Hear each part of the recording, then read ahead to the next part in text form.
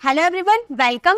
जैसा कि आप लोगों को पता है कि 75 डेज इंग्लिश स्पीकिंग कोर्स हमारा स्टार्ट हो चुका है और हम लोगों ने डे 1 से डे 5 तक बहुत ही इजी वे में सभी टॉपिक को कवर किया है। हम 75 डेज तक अलग अलग टॉपिक को कवर करने वाले हैं। बेसिक टू एडवांस सारे इंग्लिश ग्रामर के टॉपिक को कवर करने वाले हैं। तो अगर आपने अभी तक डे 1 से वीडियो देखना स्टार्ट नहीं किया तो आप डे 1 से डे 5 वाली वीडियो को जरूर विजिट कीजिएगा। आपको उसमें कुछ बेसिक यूजेस मिलेंगे, कुछ एडवांस लेवल के इंग्लिश के टॉपिक मिलेंगे। तो आपको डे 1 से सारे वीडियोस को अच्छे से विजिट करना, पूरे ऑनेस्टी के साथ कंप्लीट वीडियो को वॉच करना, तभी आप सारे यूजेस को सीख पाइएगा और 75 डेज में आप एक अच्छे फ्लुएंट स्पीकर बन पाओगे। तो आपको वीडियो को पूरे ऑनेस्टी के साथ फुल वॉच करना है। और मैंने आपको ये भी बताया था कि हम 75 डेज इंग्लिश स्पीकिंग का कोर्स मंडे टू फ्राइडे आएगी। मंडे टू फ्राइडे हम अलग अलग इंग्लिश की ग्रामर के टॉपिक को कवर करेंगे। देन सैटरडे को हम वर्ड विनिंग की प्रैक्टिस करेंगे, क्योंकि हम तो जानते हैं कि हम अगर हमें इंग्लिश बोलना है तो हमारे इंग्लिश ग्रामर के साथ साथ हमारी वर्ड पावर भी स्ट्रांग होनी चाहिए। हमारे पास बहुत सारी वोकैबुलरी होनी चाहिए, बहुत सारे शब्दावली होनी चाहिए, तभी हम इंग्लिश बोल पाएंगे। क्योंकि किसी भी सेंटेंसेस को फ्रेम करने में उसमें वर्ड मीनिंग की जरूरत हमेशा पड़ती है।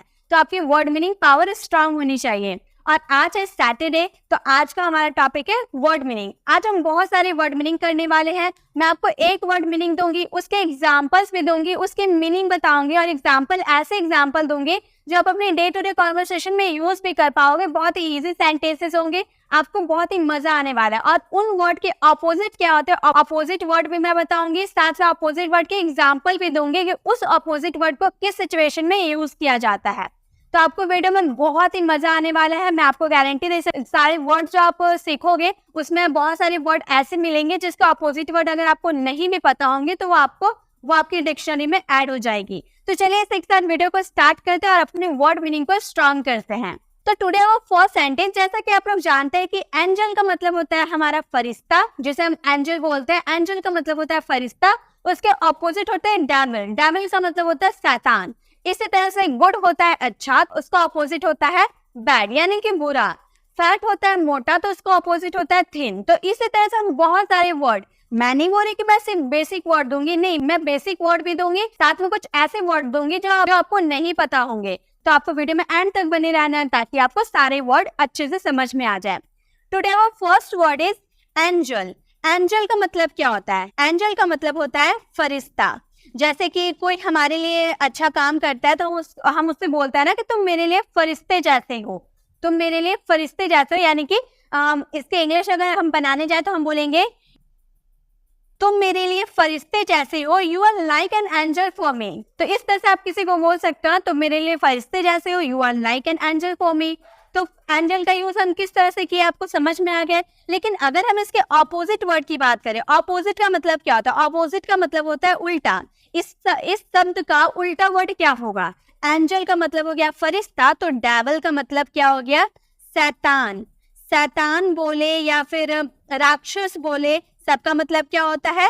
डेविल होता है। जैसे कि हम किसी को मजाक में बोल देते हैं ना, यू आर डेविल, तुम शैतान हो। या फिर कोई बच्चे खेलते रहते हैं और बहुत बदमाशी करते हैं तो हम बोल देते हैं ना, योर सन इज डेविल, तुम्हारा जो बच्चा है वो शैतान है। तो इस तरह से हम डेविल का यूज कर सकते हैं। इसी तरह से आपको बहुत सारे वर्ड मिलने वाले हैं। तो यहाँ पे आपको वर्ड क्या मिला? एंजल, जिसका मतलब होता है फरिश्ता। अगर आपको किसी ने ये वर्ड यूज करना है तो आप इस तरह से बोल सकते हो, you are like an angel for me, तुम मेरे लिए फरिश्ते जैसे हो। और इसका ऑपोजिट क्या हो जाएगा? इसका ऑपोजिट होगा डेविल, यानी कि राक्षस या शैतान। जैसे आपको कहना हो मजाक में आप अपने फ्रेंड को बोल देते हो ना, यू आर ए डेविल, तुम शैतान हो, तुम राक्षस हो, तुम ऐसे शैतानी करते रहते हो। तो ऐसे वर्ड के लिए आपको डेविल का यूज करना है, ठीक है। तो एक वर्ड मीनिंग हमारे हो गए क्लियर। आपको आई होप आपको ये मजा आ रहा होगा सीखकर। नेक्स्ट वर्ड हमारे है जेन्युइन। नेक्स्ट वर्ड क्या है? जेन्युइन। जेन्युइन का मतलब होता है सच्चा, या फिर हम इसे कह सकते हैं असली।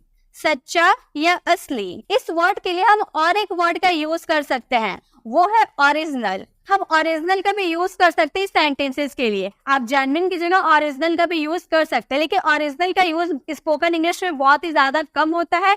आप जेन्युइन का यूज हर जगह कर सकते हैं। आप पर्सन के लिए कर सकते हैं या फिर कोई रीजन के लिए कर सकते हैं। मान लो आप ऑफिस, किसी रीजन की वजह से आप ऑफिस नहीं जा पाए, तो आपने अपने बॉस को कॉल किया और आपने बोला कि आज मैं ऑफिस नहीं आ पाऊंगा। तो तो आपके बॉस पूछते हैं क्या ये कारण सच्चा है, आपने कोई कारण बताया, ऑफिस ना जाने का आपने कोई कारण बताया, तो आपके बॉस आपसे पूछ रहे हैं क्या यह कारण सच्चा है, तो उस समय जेन्युइन का यूज कर सकते हैं। सच्चा के लिए हम जेन्युइन का यूज कर सकते हैं।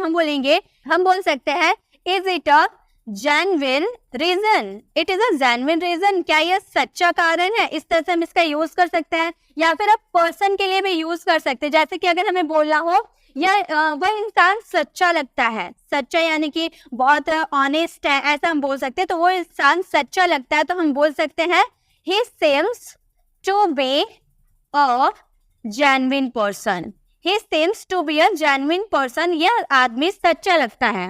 जेन्युइन का यूज अपने सेंटेंसेस में किस तरह कर सकते हैं, आपको समझ में आ गया। इसके अगर ऑपोजिट वर्ड की यूज करें, ऑपोजिट यानी कि मैंने बताया उल्टा वर्ड अगर हम जाने तो इसका उल्टा वर्ड क्या हो जाएगा, फेक, सच्चा। असली का ऑपोजिट क्या हो जाएगा, नकली, फेक मतलब झूठा, जिसे हम इंग्लिश में डुप्लीकेट का भी यूज कर सकते हैं। इसके जगह आप डुप्लीकेट का भी यूज करते होंगे ना, नकली के लिए डुप्लीकेट का भी यूज करते होंगे, तो डुप्लीकेट का भी यूज कर सकते हैं, फेक का भी यूज कर सकते हैं, तो हम ज्यादा फेक का ही यूज करते हैं। जैसे कि अगर आपको कहना हो तुम झूठे आदमी हो, तो आप बोल सकते हो you are so fake, you are so fake, तुम झूठे आदमी हो। या फिर आप इस तरह से बोल सकते हो यू आर सो डुप्लीकेट, तुम डुप्लीकेट मतलब नकली इंसान हो, नकली बोलो या झूठा बोलो बात एक ही है, ठीक है। तो यू आर सो फेक, तुम झूठे इंसान हो। तो इस तरह से आप जेन्युइन का यूज कर सकते हैं। ये हमारा सेकंड वर्ड हुआ। नेक्स्ट अगर हम वर्ड की बात करें, जैसे कि अगर आपको कहना हो प्रोफेशनल, ठीक है, प्रोफेशनल का मतलब क्या होता है, प्रोफेशनल का मतलब होता है पेशेवर। प्रोफेशनल का मतलब क्या होता है, पेशेवर, मतलब कोई काम है जो उसका पेशा है, पेशा के रूप में कोई काम करता है, या फिर हम इसे व्यवसाय भी कह सकते हैं, ठीक है। जैसे कि मान लो आप कहीं बाहर गए हो, आपका कोई आदमी आपका फोटो खींच रहा है, तो आपको फोटो बहुत ही अच्छा फोटो खींचा है, तो आप उसे बोल सकते हो तुम एक अच्छे पेशेवर फोटोग्राफर हो। तो मतलब आप बहुत अच्छा फोटो खींचते हो, एकदम पेशेवर व्यक्ति की तरह फोटो क्लिक करते हो, तो उस समय आप उसको बोल सकते हो you take photos like a professional, मतलब आप जो फोटो खींचते हो ना एकदम प्रोफेशनल की तरह खींचते हो, एकदम पेशेवर की तरह फोटो खींचते हो। तो आपको समझ में आ गया, प्रोफेशनल यानी कि पेशेवर, कोई पेशा के तौर पे कोई काम करता है, उसके लिए हम प्रोफेशनल का यूज कर सकते हैं। अगर हम इसके ऑपोजिट वर्ड की बात करें तो हमारा पेशेवर का ऑपोजिट वर्ड क्या हो जाएगा, ऑपोजिट वर्ड होगा एमेच्योर। एमेच्योर का मतलब क्या होता है, एमेच्योर का मतलब होता है शौकीन, शौकिया जिसे हम बोलते हैं, मतलब कोई काम करने का उसे शौक हो, वह पेशा के तौर पे काम नहीं करता, बस उसे कोई काम करने का शौक होता है, शौकिया या शौकीन। जैसे कि अगर मान लो आप, जैसे मैंने उस आदमी ने मेरा अच्छा फोटो क्लिक किया तो मैंने उसे बोल दिया you take photos like a professional, तुम एक पेशेवर आदमी की तरह फोटो क्लिक करते हो, लेकिन वो प्रोफेशनल फोटोग्राफर नहीं है, तो वो क्या बोलेगा, नहीं मैं तो बस शौकिया काम करता हूँ, मतलब मैं अपनी मर्जी से, मेरा फोटो क्लिक करना मेरा शौक है, इसलिए मैं ये काम करता हूँ। तो उस समय वो बोल सकता है नो, यानी कि नहीं, I am just an amateur, नहीं मैं तो बस शौकिया काम करता हूँ, मतलब अपने शौक के हिसाब से ये काम करता हूँ, मैं पेशेवर फोटोग्राफर नहीं हूँ। तो जब भी आपको प्रोफेशनल का यूज करना होगा यानी कि पेशेवर का यूज करना होगा, तो उसके ऑपोजिट वर्ड क्या हो जाएंगे, एमेच्योर, यानी कि कोई काम आप शौक के तौर पे करते हैं, आप शौकिया है, तो ऐसे वर्ड के लिए आप इसका यूज कर सकते हैं। ये हमारा थर्ड वर्ड हुआ। आई होप गाइस आपको वीडियो अच्छी लग रही है, अगर अच्छी लग रही है तो आप प्लीज वीडियो को लाइक करें, क्योंकि आप लोगों के लाइक से हमें बहुत मोटिवेशन मिलती है। और कमेंट में जरूर बताएं कि मैम ऐसी वर्ड मीनिंग की वीडियो और भी लाइए। अगर आपको अच्छी लग रही है तो आप प्लीज कमेंट में मुझे जरूर बताइएगा कि मैम ऐसी वीडियोस हमें बहुत अच्छी लग रही है, ताकि मैं आप लोगों के लिए ऐसे ही हर वीक में सैटरडे को मैं आपके लिए ऐसे ही वीडियोस लाती रहूंगी, ताकि आपकी ग्रामर के साथ वर्ड पावर भी स्ट्रांग होती रहे। नेक्स्ट हमारा वर्ड है, बहुत ही बेसिक वर्ड है लेकिन बहुत ज्यादा कंफ्यूजन होती है। हमारा वर्ड है बेस्ट। बेस्ट का मतलब होता है सबसे अच्छा, बेस्ट यानी कि सबसे अच्छा। इसका अगर सेंटेंस की बात करें, जैसे हम बोले आप सबसे अच्छे हो, आप सबसे अच्छे हो, आप सबसे बेहतरीन हो, आप सबसे श्रेष्ठ हो, तो इसके लिए हम क्या बोल सकते हैं, you are the best, you are the best, आप एक अच्छे, आप सबसे अच्छे हो, आप सबसे श्रेष्ठ हो, आप सबसे बेहतरीन हो, इसके लिए हम क्या बोल सकते हैं, यू आर द बेस्ट। इसके अगर ऑपोजिट की बात करें तो गाइस बहुत इजी है, बेस्ट का ऑपोजिट जो है ना बहुत इजी है। तो इसका आंसर आपको देना है कमेंट बॉक्स में। सारे वर्ड जरूरी है कि मैं ही बताऊं, उसके मीनिंग भी बताऊं, उसके ऑपोजिट बताऊं सारे, इसका मतलब ये तो नहीं मैं सारे बता दूं। तो आपको भी प्रैक्टिस मेरे साथ करते जाना है। तो जो वर्ड आपको आते हैं उसके आप ऑपोजिट मुझे बता सकते हैं। जैसे कि बेस्ट बहुत ही इजी है, बेस्ट का मतलब होता है सबसे अच्छा, तो इसका ऑपोजिट क्या हो जाएगा, इसका आंसर आपको कमेंट बॉक्स में करना है। आपको वर्ड भी लिखना है, साथ में एक सेंटेंसेस को फ्रेम करके उसका आंसर आपको कमेंट बॉक्स में करना है। और गाइस जितने भी वर्ड मैं आपको बता रही हूँ ना, स्क्रीनशॉट आपको लेने की जरूरत नहीं है, आपको इन सभी की पीडीएफ मेरे टेलीग्राम चैनल पर मिल जाएगी। तो आप हमारे टेलीग्राम चैनल को ज्वाइन कर सकते हैं। अभी तक आपने ज्वाइन नहीं किया है तो डिस्क्रिप्शन में दिए गए लिंक पे क्लिक करके आप हमारे टेलीग्राम चैनल को ज्वाइन कर सकते हैं। मैं जो भी आपको पढ़ाती हूँ सभी की पीडीएफ मेरे टेलीग्राम चैनल पर आपको मिल जाएगी। तो आपको स्क्रीनशॉट लेने की जरूरत नहीं है, आप बस मेरे साथ सारे वर्ड को सुनते जाइए ताकि जब मैं बोल रही हूँ तभी आपको सारे वर्ड समझ में आ जाए, याद हो जाए। ठीक है, नेक्स्ट वर्ड है हमारे डीप। डीप का मतलब क्या होता है, गहरा। डीप यानी कि गहरा। तो इसका ऑपोजिट, जैसे कि इसका सेंटेंस बनाया जाए, हम बोले यहाँ पानी बहुत गहरा है। मान लो आप पानी भरने के लिए गए, किसी कुएं में आप पानी भरने गए तो वहाँ पानी बहुत नीचे है, तो आप किसी अदर पर्सन से बोलो यहाँ पानी बहुत गहरा है, तो आप बोल सकते हो water is very deep here, यहाँ पानी बहुत गहरा है। तो गहरा वर्ड का यूज आप समझ गए कैसे करना है। अगर आप इसके ऑपोजिट वर्ड की बात करें तो इसका ऑपोजिट क्या हो जाएगा, डीप का ऑपोजिट हो जाएगा स्वेलो। डीप का ऑपोजिट हो जाएगा स्वेलो। स्वेलो का मतलब होता है उथला। उथला यानी कि गहरा नहीं है, उथला यानी कि गहरा नहीं है, ऊपर ही है। तो ऐसे वर्ड के लिए आपको स्वेलो का यूज करना है। जैसे आपको कहना हो स्विमिंग पूल की ये साइड गहरा नहीं है, यानी कि उथला है। आप स्विमिंग पूल में तो आप कभी ना कभी गए होंगे, तो वहां तो गहरा नहीं होता है, तो आप बोल रहे स्विमिंग पूल की ये साइड गहरा नहीं है, यानी कि उथला है। तो इस वर्ड के लिए आप बोल सकते हो this side of the swimming pool is swallow, मतलब उथला है। This side of swimming pool is swallow। तो swallow का मतलब गहरा नहीं है, उथला है। तो आपको समझ में आ गया डीप वर्ड के लिए आप कौन से वर्ड का यूज कर सकते हो, swallow का यूज कर सकते हो। नेक्स्ट वर्ड है हमारे डिफरेंट। नेक्स्ट वर्ड है डिफरेंट। डिफरेंट का मतलब आपको पता होगा भिन्न, जो अलग होता है, सबसे अलग होना, भिन्न होना, अलग तरह का। ठीक है, अलग तरह का या फिर भिन्न भिन्न, ऐसे वर्ड के लिए हम डिफरेंट का यूज करते हैं। जैसे कि अगर हमें बोलना हो हम दोनों एक दूसरे से बहुत अलग है, ठीक है, हम दोनों एक दूसरे से बहुत अलग है, मतलब हमारे जो स्वभाव है ना एक दूसरे से बहुत अलग है, तो हम बोलेंगे वी बोथ आर वेरी, बहुत यानी कि very different from each other, मतलब we both are very different from each other, हम दोनों एक दूसरे से बहुत अलग है, एक दूसरे से बहुत भिन्न भिन्न है। ऐसे भिन्न भिन्न के लिए या फिर अलग अलग के लिए आपको कौन से वर्ड का यूज करना है, डिफरेंट का यूज करना है। अगर हम इसके ऑपोजिट वर्ड की जाए, ऑपोजिट वर्ड क्या हो सकता है, उसका उल्टा क्या हो सकता है, अलाइक। डिफरेंट का ऑपोजिट क्या हो सकता है, अलाइक। अलाइक यानी कि एक जैसा, देखने में एक जैसा हो, तो एक जैसा के लिए आप क्या यूज कर सकते हो, अलाइक का यूज कर सकते हो। अगर हम इसके सेंटेंस को बनाए तो जैसे कि अगर आपको कहना हो मेरे भाई और मैं एक जैसे हैं, मैं और मेरे भाई एक जैसे हैं, तो हम बोल सकते हैं माई ब्रदर यानी कि मेरा भाई एंड आई, मेरा भाई और मैं आर अलाइक, मतलब एक जैसे। तो हो गया my brother and I R alike, मैं और मेरे भाई एक जैसे हैं। तो डिफरेंट के लिए, अलग अलग के लिए आपको डिफरेंट का यूज करना है और एक जैसा के लिए आपको अलाइक का यूज करना है। ठीक है, next word is downstairs.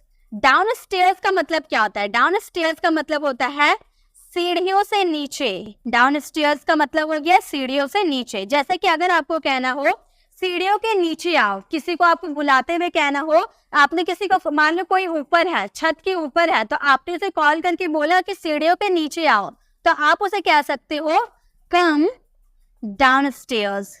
Come downstairs मतलब सीढ़ियों के नीचे आओ, कम डाउनस्टेयर्स। तो डाउनस्टेयर्स का मतलब सीढ़ियों के नीचे आना।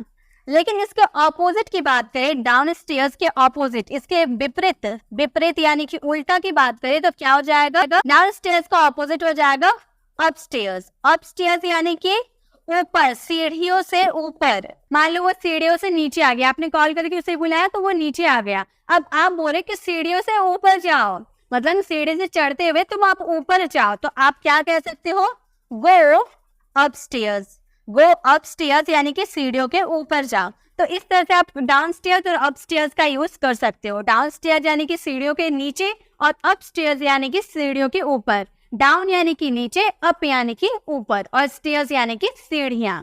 ठीक है, नेक्स्ट वर्ड अगर हम ले ले, नेक्स्ट वर्ड जैसे कि अगर आपको बोलना हो फुल, फुल का मतलब होता है भरा हुआ। फुल का मतलब भरा हुआ, जैसे मेरा पेट भरा हुआ है, माई स्टमक इज फुल, इस तरह से हम यूज करते हैं। तो फुल यानी कि भरा हुआ। जैसे अगर हम कोई और एक वर्ड ले लें, जैसे अगर आपको कहना हो मेरी पानी की बोतल भरी हुई है, आप स्कूल लेकर गए बोतल और आपकी बोतल अभी तक भरी हुई है, आपने पानी नहीं पिया, तो आप अपने फ्रेंड से बोल रहे हो मेरी पानी की बोतल भरी हुई है, तो आप उस समय बोल सकते हो my water bottle, my water bottle is full. My water bottle is full मतलब मेरी पानियों की जो बॉटल है वो भरी हुई है। इसके ऑपोजिट वर्ड क्या आ जाएंगे, फुल के ऑपोजिट वर्ड क्या होंगे, तो फुल के ऑपोजिट वर्ड होंगे एम्प्टी। एम्प्टी का मतलब क्या होता है, एम्प्टी का मतलब होता है खाली। एम्प्टी का मतलब खाली, फुल यानी कि भरा, एम्प्टी यानी कि खाली। जैसे अगर आपको बोलना हो आपका पानी खत्म हो चुका है, तो आप बोलेगा मेरी पानी की बोतल खाली है, मैंने सारा पानी पी लिया है, मेरी पानी की बोतल खाली है। तो उस समय आप क्या बोलोगे, my water bottle is empty. My water bottle is empty मतलब मेरी जो पानी वाली बोतल है वो खाली है।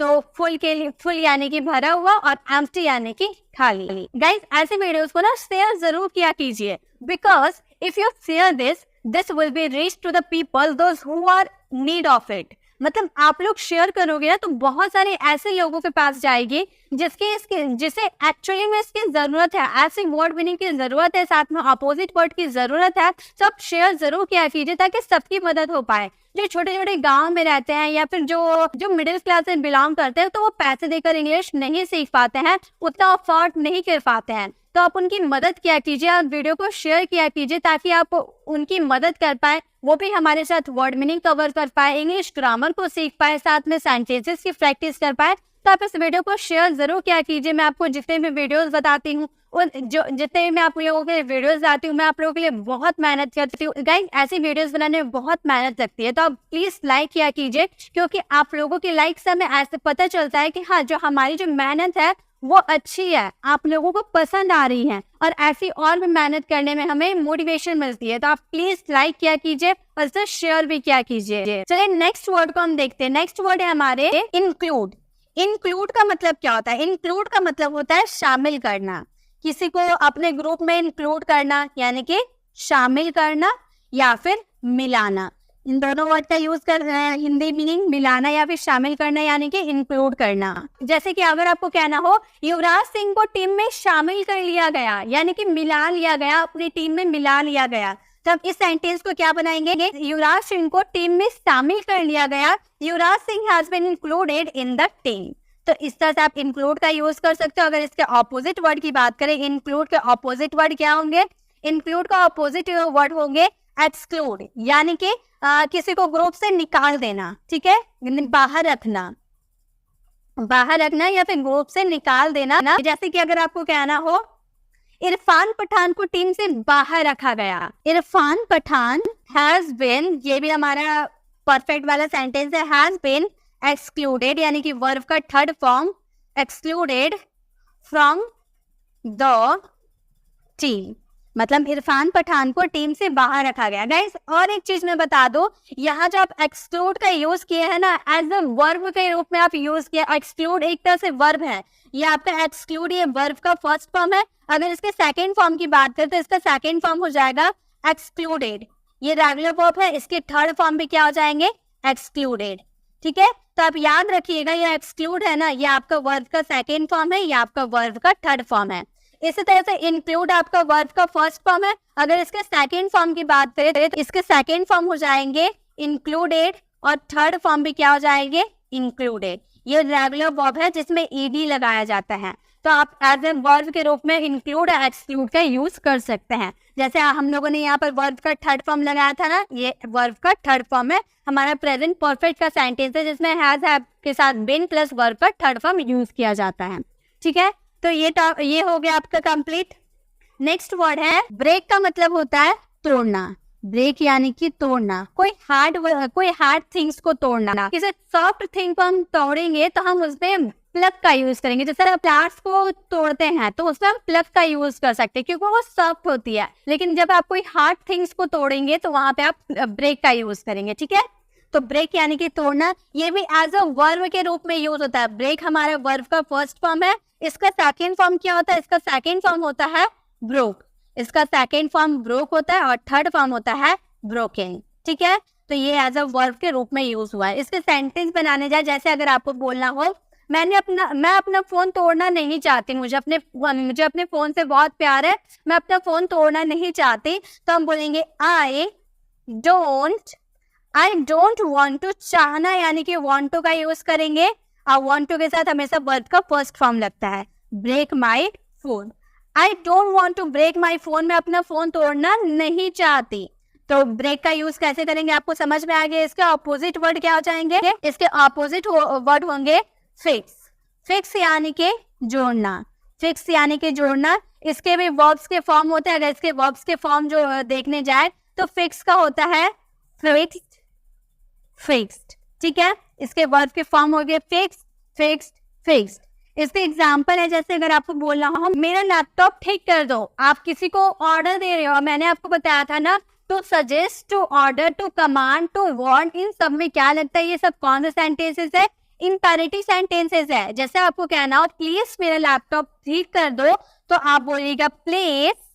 किसी से आप रिक्वेस्ट करो तो प्लीज का यूज करना है, मेरा लैपटॉप ठीक कर दो। तो इसमें इम्पेरेटिव सेंटेंस में V1 प्लस ऑब्जेक्ट होता है, तो बोलेंगे फिक्स माई लैपटॉप। तो हमारा सेंटेंस क्या बन गया? Please fix my laptop, please मेरा लैपटॉप ठीक कर दो। तो ये हमारे इम्पेरेटिव सेंटेंसेस थे। नेक्स्ट वर्ड है हमारे फॉलो। फॉलो का मतलब क्या होता है? पीछा करना। फॉलो यानी कि पीछा करना या फिर किसी के पीछे लगना। ठीक है, पीछा करना या फिर पीछे लगना, पीछे लगना। जैसे कि अगर आपको कहना हो कोई मेरा पीछा कर रहा था, जब मैं कल रात को वापस आ रही थी काम करके तो कोई मेरा पीछा कर रहा था, पास्ट की सेंटेंस बना रहे, तो कोई यानी कि समवन का यूज करेंगे।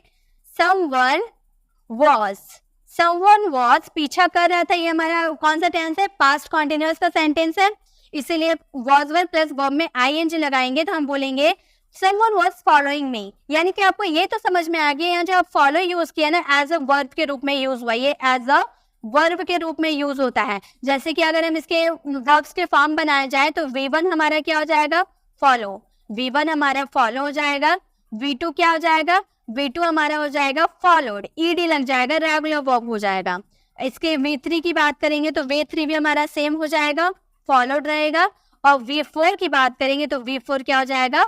फॉलोइंग हो जाएगा। ठीक है, और V5 में क्या हो जाएगा? एस लग जाएगा, तो उसे हम छोड़ देते हैं। तो फॉलो, फॉलोड, फॉलोड, फॉलोइंग, तो एज ए वर्ब के रूप में इसे यूज करेंगे। अगर हम इसके ऑपोजिट वर्ड बनाने जाए, ऑपोजिट वर्ड यानी कि उल्टा वाक्य, उल्टा शब्द, इसका उल्टा शब्द क्या हो जाएगा? लीड।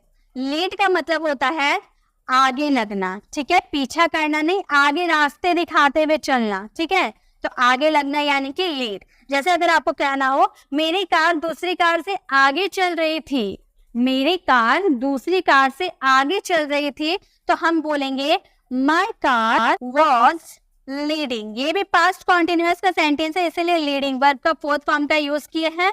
अदर कार, तो हमारा सेंटेंस क्या बन गया? My car was leading other car, मेरी जो गाड़ी थी, मेरी जो कार थी वो दूसरी कार से आगे चल रही थी। नेक्स्ट वर्ड है हमारे फॉरेनर।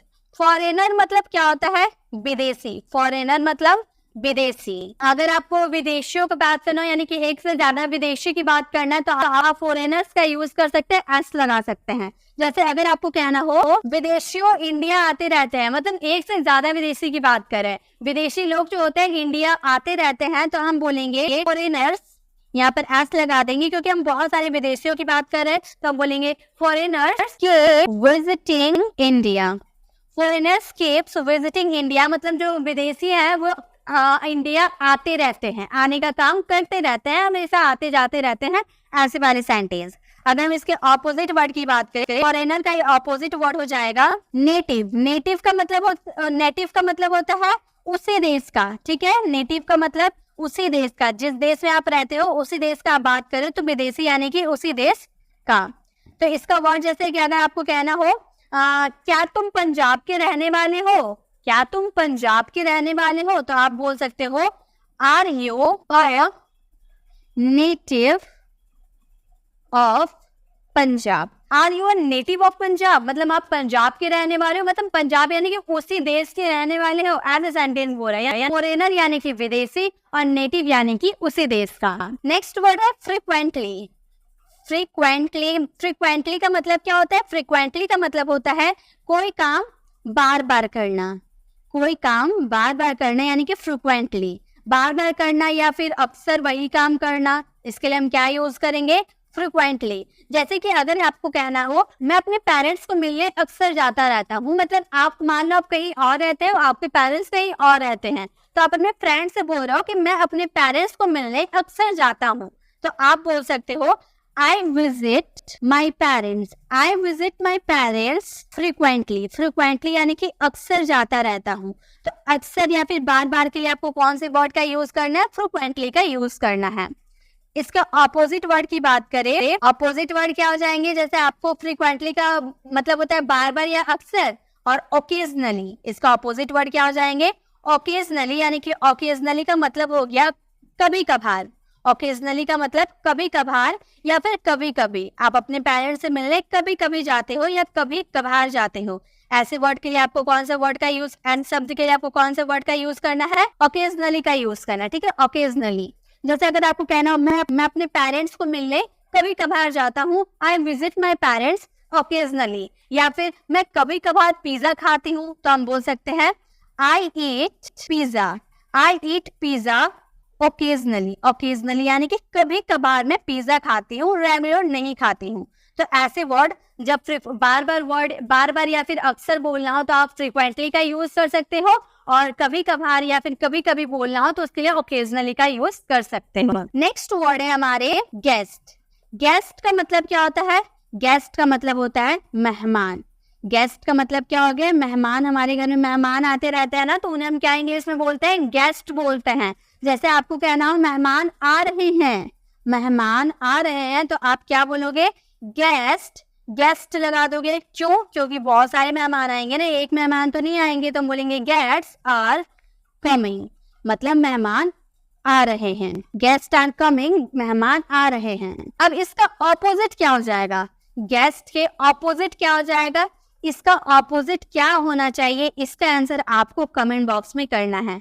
तो अब गेस्ट का क्या होना चाहिए, इसका आंसर आप कमेंट बॉक्स में कीजिए, साथ में एक सेंटेंस जरूर फ्रेम कीजिएगा। नेक्स्ट वर्ड है हमारे इग्नोर। इग्नोर का मतलब होता है नजरअंदाज करना, मतलब किसी को देख लिया फिर भी उसे नजरअंदाज करें, अनदेखा करें। नजरअंदाज करना या फिर अनदेखा करना, उसे हम क्या बोलेंगे? इग्नोर करना। जैसे उसने मेरी सलाह को अनदेखा कर दिया। मान लो आपसे किसी ने सलाह मांगा और आपने उसे सलाह दे भी दिया, लेकिन वो आपकी सलाह को नजरअंदाज कर दिया, अनदेखा कर दिया, तो आप बोलोगे ही इग्नोर्ड, अनदेखा कर दिया। कर दिया ऐसा हम बोल रहे, यानी कि हमारा पास्ट इंडेफिनिट का सेंटेंस है जिसमें सब्जेक्ट प्लस V2 का यूज किए माई एडवाइस। तो हमारा सेंटेंस क्या बन गया? ही इग्नोर्ड माई एडवाइस, वो मेरी एडवाइस को नजरअंदाज कर दिया। इसका ऑपोजिट वर्ड क्या हो जाएंगे? नोटिस। नोटिस यानी कि ध्यान देना, अनदेखा नहीं करना, ध्यान देना। तो इग्नोर का यूज करेंगे इग्नोर का यूज करेंगे अनदेखा करने के लिए, और नोटिस का यूज करेंगे ध्यान देने के लिए। जैसे आपको बोलना हो क्या तुमने मेरे नए हेयर स्टाइल पर ध्यान दिया? मान लो आपने नया हेयर स्टाइल बनाकर गए हैं और आपकी फ्रेंड ने ध्यान नहीं दिया, तो आप बोल रहे कि क्या तुमने मेरे नए हेयर स्टाइल पर ध्यान दिया, नोटिस किया? तो आप बोल सकते हो did you notice, did you notice my new hair style, did you notice my new hair style, क्या तुमने मेरे नए हेयर स्टाइल पर ध्यान दिया? तो इस तरह से आप वर्ड मीनिंग का यूज कर सकते हो। तो आज के लिए बस इतना ही गाइज। मैंने जितने भी वर्ड मीनिंग आपको बताए, आई होप आपको काफी मजा आया होगा। और जो मैंने 2 वर्ड आपको दिए, उन 2 वर्ड का ऑपोजिट वर्ड जरूर लिखिएगा और साथ में एक सेंटेंसेस जरूर फ्रेम कीजिएगा, ताकि आपको भी पता चलेगा कि इन 2 वर्ड का ऑपोजिट आपको आता है या नहीं। अगर नहीं आता, यानी कि आपको ऐसे वीडियोस की जरूरत है, आप कमेंट में जरूर बताइएगा कि मैम ऐसी वीडियोस हमारे लिए लाते रहिए, ताकि मैं आप लोगों के लिए ऐसी वीडियोस लाती रहूंगी। और गाइस, अभी तक आपने डे 1 से वीडियो देखने स्टार्ट नहीं किया तो आप डे 1 से डे 5 तक जाकर जरूर वीडियो को विजिट कीजिएगा और अपनी ग्रामर में जो भी दिक्कत है उसे जरूर क्लियर कीजिएगा। अगर आप हमारे चैनल पर नए हैं, अभी तक हमारे चैनल को सब्सक्राइब नहीं किए तो सब्सक्राइब कर ले, आपको ग्रामर के साथ साथ आपकी वोकैबुलरी पावर भी स्ट्रांग हो पाए। मिलते हैं नेक्स्ट ऐसी वीडियोस के साथ, तब तक के लिए कीप लर्निंग।